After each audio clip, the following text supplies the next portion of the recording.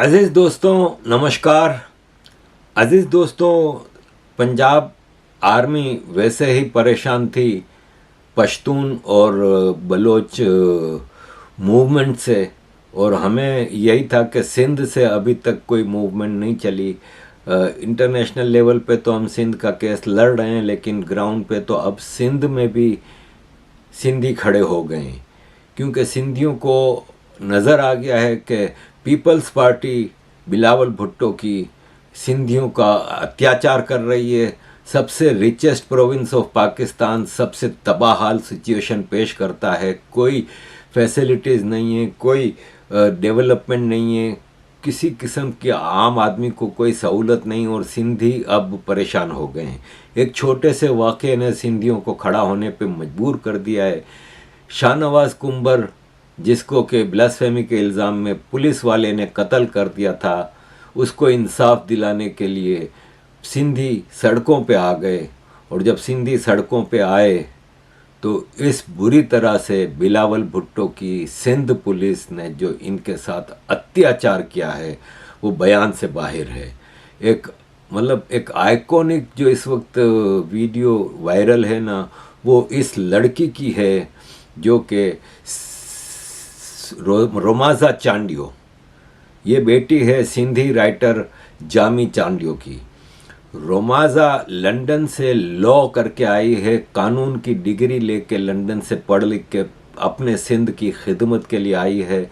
वो peaceful protest कर रहे थे कराची प्रेस क्लब के बाहर, और उसको जिस तरह 10 पाकिस्तान की नहीं, बिलावल भुट्टो की सिंध पुलिस घसीटते हुए सड़कों पे लेके गई है, वो सारे इंसानियत पसंद लोगों के लिए एक आंखें खोलने के लिए काफ़ी है कि पाकिस्तान इस वक्त किस रास्ते पे चल पड़ा है।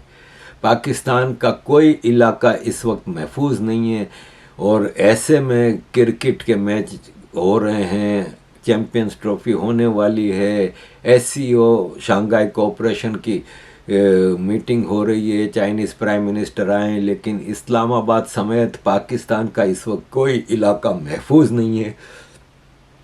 और जिस तरह तबाही हो रही है, इससे अंदाज़ा हो रहा है कि अब वक्त दूर नहीं है कि सिंध में भी एंटी पंजाब मूवमेंट बहुत तेज़ी से आगे बढ़ेगी। और मैं आपको बता दूं कि सिंध में आर्मी ने अपने पिट्ठुओं को बहुत स्ट्रांगली रखा हुआ है, जैसे कि सिंधी जागीरदार हैं, और कराची में इन्होंने मुहाजिरों की जो आर्टिफिशियल लीडरशिप है उसको टोटल अपनी मुट्ठी में ले लिया है। मैं इसके बारे में बता दूं कि ये वॉइस ऑफ कराची, जिस दिन अल्ताफ़ हुसैन को हटाया गया ना, 2016 में पूरी MQM पे कब्ज़ा कर लिया, तो अल्ताफ़ हुसैन के जो पॉलिटिकल सेक्रेटरी होते थे, उस वक्त MQM की राब्ता कमेटी के कन्वेनर होते थे, वो सारा माल, सारा हिसाब किताब अचानक रात के अंधेरे में लूट के लंदन से अमेरिका चले गए। और उनकी जो कराची की बीवी थी, जो वो अमेरिकन नेशनल थी, वो अमेरिका चले गए, और वहाँ जाके उन्होंने ऐलान किया कि मैं वॉइस ऑफ कराची नामी तंजीम बना रहा हूँ, हम कराची को सिंध से अलग करने की बात कर रहे हैं।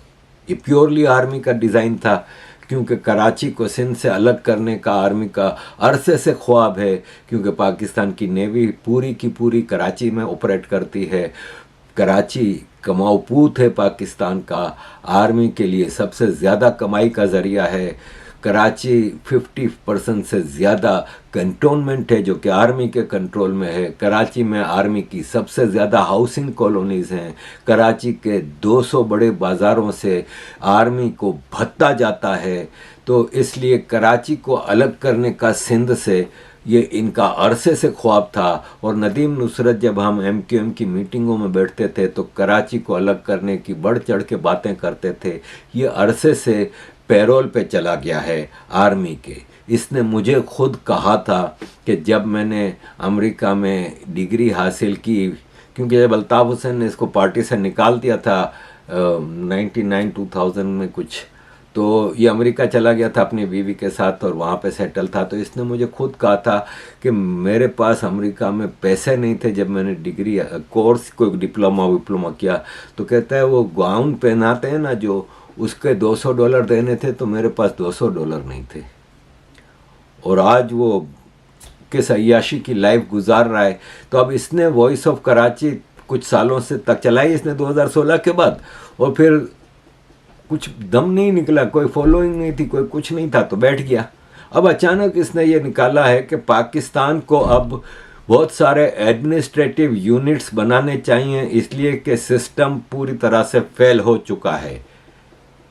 तो उसमें ये इसने south Sindh, north Sindh 2 province बनाने का ऐलान किया, और उसमें साउथ सिंध में हैदराबाद और सब कुछ ही जो पूरा सिंध का जो क्रीम है वो अलग करने की बात की है। बलोचिस्तान को भी मकरान बलोच, नॉर्दर्न बलोच और केपी को भी डिवाइड, और उस तरह आर्मी की पूरी डिज़ाइन लेके आया है। तो मैं नदीम नुसरत तुम्हें साफ अल्फाज में कह रहा हूँ कि तुम एक लुटेरे हो, तुमने लाशों की सियासत की है सारी ज़िंदगी में, तुम्हें अच्छी तरह जानता हूँ। तुमने लाशों की सियासत की है और आज फिर आर्मी की डिज़ाइंस पे सारे काम कर रहे हो। और क्या फ़ायदा तुम्हारा ये सब करने का? तुम्हारी तो कोई औलाद भी नहीं है कि जिसके लिए चलो आदमी सोचे कि इतना पैसा लूट रहा है ये। तो ये है कि हमें सिंध को किसी डिविजन्स की ज़रूरत नहीं है।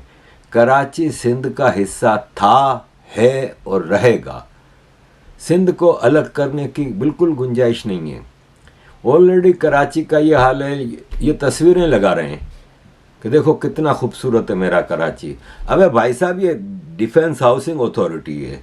कराची में डिफेंस हाउसिंग अथॉरिटी के कई कॉलोनीज़ हैं, अस्करी कॉलोनीज़ कई हैं।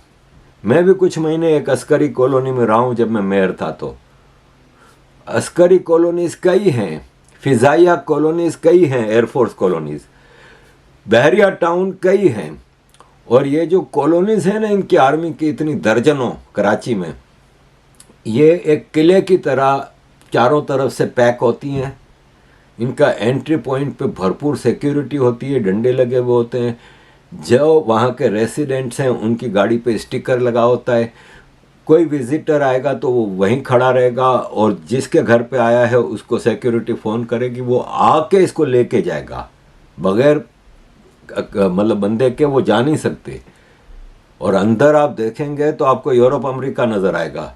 बेहतरीन road, shopping malls, amusement park, swimming pools, gyms, मतलब आपको टोटल फैसिलिटीज़ नज़र आएंगी हर तरह की, क्योंकि वो आर्मी की कॉलोनीज़ हैं। और ये हमें बता रहे हैं कि देखो कराची में इतना डेवलपमेंट वर्क हुआ है। ये कोई डेवलपमेंट वर्क नहीं है, ये प्राइवेट आर्मी की कॉलोनीज़ हैं। मैं तो कराची के कई ग्रुप्स में, पेजेस में हूँ।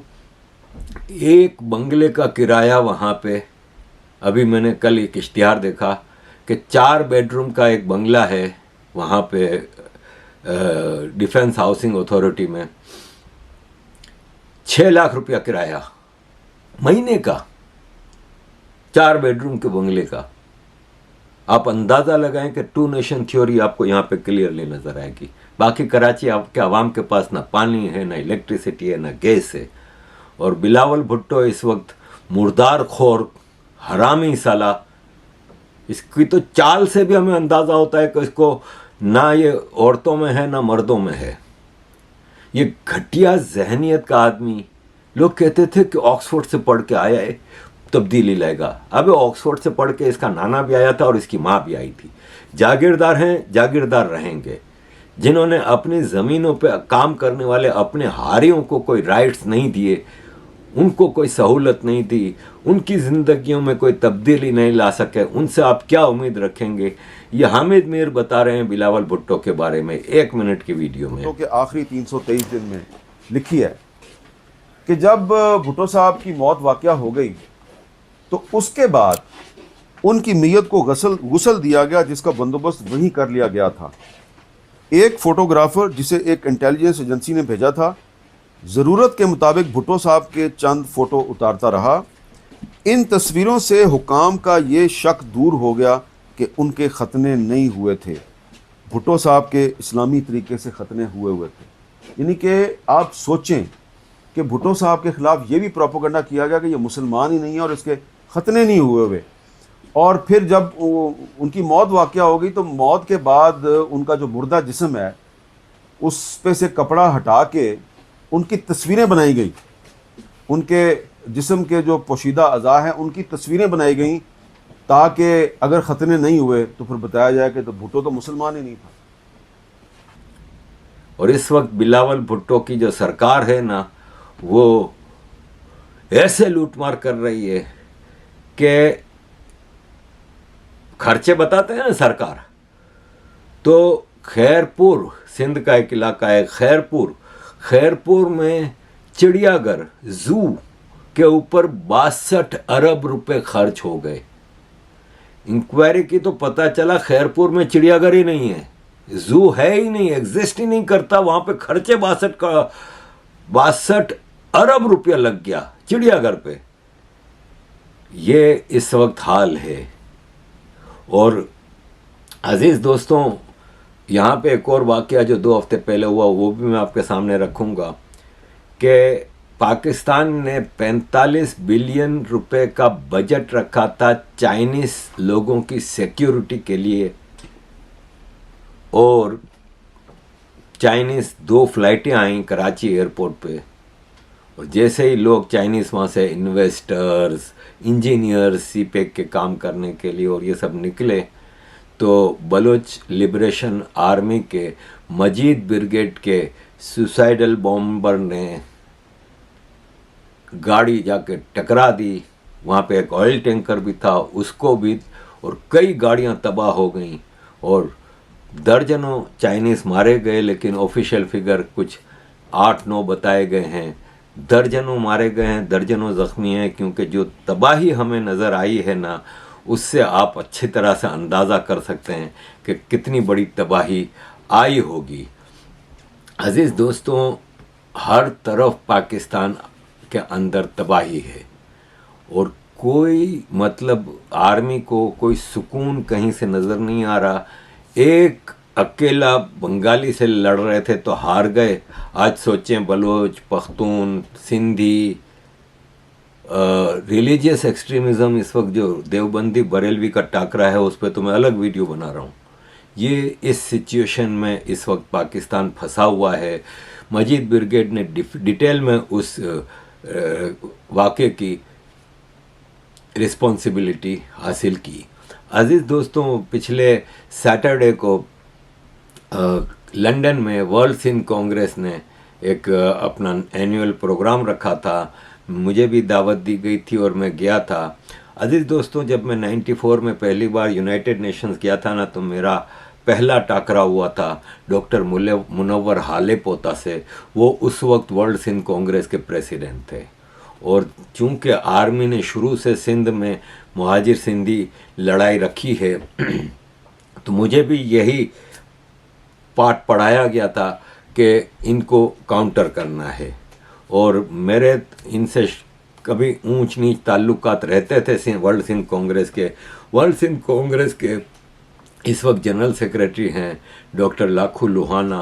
वो कई साल से वर्ल्ड सिंध कांग्रेस को लीड कर रहे हैं, चेयरमैन भी रहे हैं, को चेयरमैन भी रहे हैं, अभी जनरल सेक्रेटरी भी हैं, और वर्ल्ड सिंध कांग्रेस को बहुत अच्छी तरह से वो मैसेज लेके सिंध का लेके जा रहे हैं आगे। हमारा कुछ सालों से बहुत अच्छा कोलैबोरेशन है वर्ल्ड सिंध कांग्रेस से मेरा। जिनीवा में भी हम साथ में प्रोटेस्ट करते हैं, कॉन्फ्रेंसेस में वो मुझे दावत देते हैं, और मैंने भी अभी जो यूरोपियन पार्लियामेंट में कॉन्फ्रेंस रखी थी, ब्रिटिश पार्लियामेंट में जो कॉन्फ्रेंस रखी थी, उसमें सिंध का केस पेश करने के लिए मैंने डॉक्टर लाखू लुहाना को दावत दी थी। तो मैं सैटरडे को इनके प्रोग्राम में गया था और वहाँ पे मुझे काफ़ी मान सम्मान दिया गया और मैंने अपनी स्पीच भी की थी। तो अगेन कमिंग बैक, अज़ीज़ दोस्तों, ये जो सिंध में प्रोटेस्ट हो रहे हैं उसने काफ़ी मामलात ख़राब किए हैं। रामोस बलोच को, रामोस चांडियो लड़की को जो आपको मैंने अभी बताया, जो लंदन से पढ़ के आई है, उसके साथ जो हुआ है, ये हमारी बेटियों के साथ ये सलूक कर रहे हैं। बलोचों की बेटियों के साथ भी कर रहे थे, पख्तूनों के भी, अब ये सिंधी बेटियों का ये हाल है। बिलावल भुट्टो को या तो मलिर नदी कराची है, वहाँ पे डुबकी मार के मर जाना चाहिए शर्म से, लेकिन शर्म इसके अंदर है नहीं। बड़ा बेशरम और बेगैरत किस्म का ये, क्योंकि भुट्टो ख़ानदान का है ना, भुट्टो ख़ानदान में शर्म हया नहीं है। ये हराम खोर हैं, इन्होंने कभी अपने हारियों को नहीं जगह दी।